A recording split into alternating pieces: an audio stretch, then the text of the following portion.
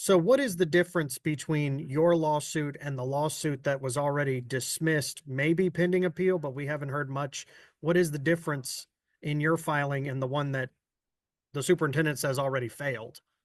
Yeah, there's no overlap between the claims in our case and the claims in the lawsuit that was filed before a state trial judge that was dismissed. We think we've put on a very strong case for the Oklahoma Supreme Court, and we think our claims are very strong. And our case is completely different from the case that was dismissed. So the only claim, as I understand that case, really the only claim that that case made was that the State Board of Education did not follow the procedures that it posted on its website for adopting state academic standards. And our claims break down into, I would say, four categories. Okay, so first we explain that the state violated the Oklahoma Open Meeting Act, which protects the public's right to know what its government is doing, to ensure that members of the public can communicate with public officials about what their views are on proposed legislation and other government actions. And what happened here was that the State Board of Education gave no notice to the public that the board would be voting on a different version of the social studies standards from the one that had been released to the public. And there were substantial differences between the one that had been released to the public and the one that the board ultimately voted on and adopted. And Superintendent Walters didn't even let the board members know that there were significant differences between these two versions. So, so when the board voted on the standards, at least half the board didn't know what they were voting on. They didn't realize that the version of the standards they were voting on was significantly different from the one that had been released to the public and the one that they knew about.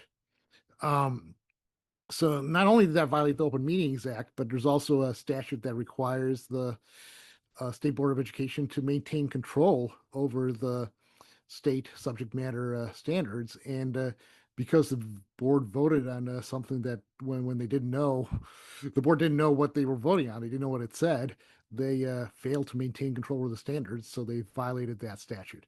So the next major problem with the standards is that they are inaccurate and they're inappropriate for young children. There's a statute that requires the subject matter standards to be accurate and to be age appropriate, and the standards violate both of those requirements. The standards are inaccurate. They present Bible passages to children as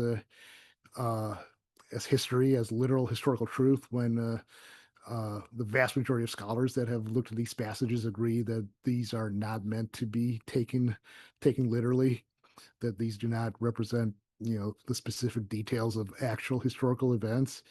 The standards also, try to put in question the validity of the 2020 election when, again, there's a consensus among the courts that there was no fraud or anything like that with respect to the 2020 election. The standards also teach students as a fact that the COVID pandemic originated in a Chinese laboratory, when, again, the consensus among scientists, and I mean, there's some disagreement, but the consensus is that the pandemic originated from transmission from animals to humans, and there's some room for doubt and disagreement, but it's certainly not correct to conclusively present as settled fact that the pandemic came from a leak in a Chinese laboratory.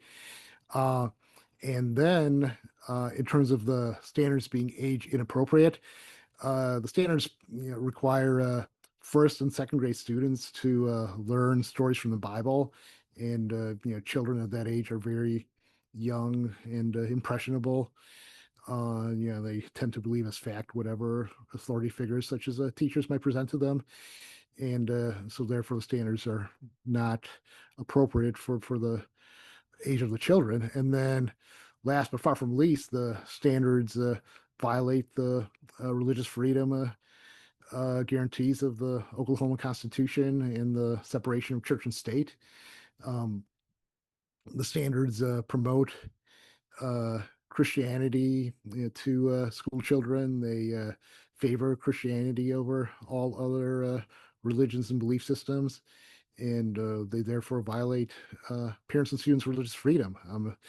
Parents have the right to direct the religious upbringing of their children, and have the right to control what their children are presented about religion. And religion should be taught in the home, in the house of worship, and not in the schoolhouse.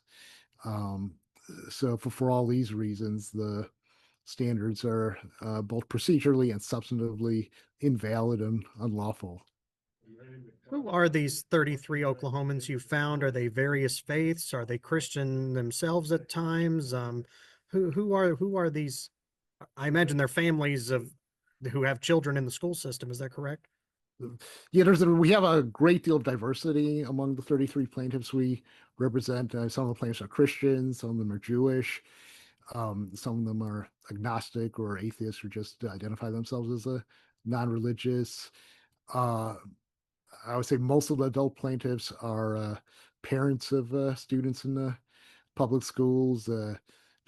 We have some plaintiffs who are teachers. We also have some plaintiffs who are. We have three plaintiffs who are ministers.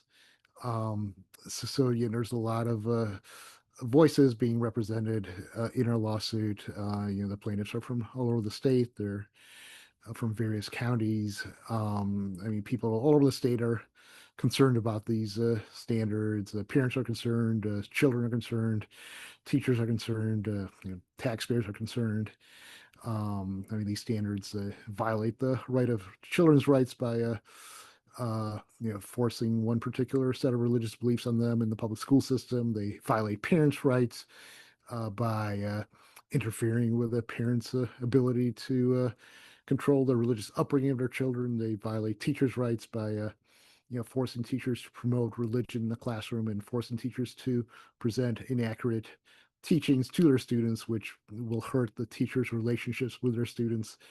And they violate taxpayers' rights because state funds will be used to implement these standards. State funds will be used to buy textbooks aligned with these standards. They'll be used to pay for trainings um, and assessments and tests and other materials that are going to be used to guide teachers about how to implement the standards, and all that's going to be paid for with state funds and implemented by government-funded employees. And the as taxpayers, the plaintiffs also they don't want their tax funds being used to promote religion, in many cases, a religion to which they don't subscribe. Are you seeking, I don't know how long this will take to adjudicate out in court, but do you seek an injunction because some districts are already starting to prepare? Are you seeking that, or are you seeking a quick adjudication of this before the start of school? How should a school district view this lawsuit? Yeah, well, we are seeking an injunction. Um, we're seeking, until the court issues a final decision in the lawsuit, we're seeking interim relief that will put these standards on hold, that will, prohibit state officials from, taking any action to implement these standards. So, if we get that relief, uh, then the standards will be, stayed or placed on hold, and school districts, will not need to implement them until we receive a final ruling from the court. And hopefully, the final ruling would be that the standards are invalid and unlawful, and um, so that will mean that school districts uh, never have to implement the standards. But yeah, I would just urge school administrators to keep an eye on our lawsuit, and to not start implementing these standards until we hear from the court as to how the court's going to rule. I know Americans United has had concerns about the superintendent buying Bibles, even outside of these standards. Does your lawsuit include any Bible purchase or instruction from it outside of the social studies standards? Well, then we have a separate lawsuit concerning the Superintendent Walters Bible education mandate and his plans to use state funds to buy Bibles. And in that lawsuit, the court has already the Oklahoma Supreme Court has already put on hold any state spending to buy Bibles for public schools, or to the court also uh, issued an injunction against an effort by Superintendent Walters to buy Bible-based character instruction materials for the public schools. So yeah, so we've already gotten some good rulings. I mean, they're temporary rulings, and we're hoping for a good final ruling, but we've already challenged the spending on Bibles and the Bible education mandate that Superintendent Walters announced last year. And we've already gotten some good rulings from the court on the efforts to spend state funds on Bibles and Bible-based character instruction materials. Let me But ask you, I know I know we've got limited time here. Let me ask you, I just got a response from the superintendent who said, these people hate America and hate God. What do you say to someone who says, who flings that at you, especially over this lawsuit and previous lawsuits? What is your reaction to a statement like that? well, and it doesn't surprise to us to see statements like that from Superintendent Walters. I mean, we're trying to protect religious freedom here, not harm religion, but to protect it. I mean, religion flourishes best when the government doesn't try to force any particular religion on any person.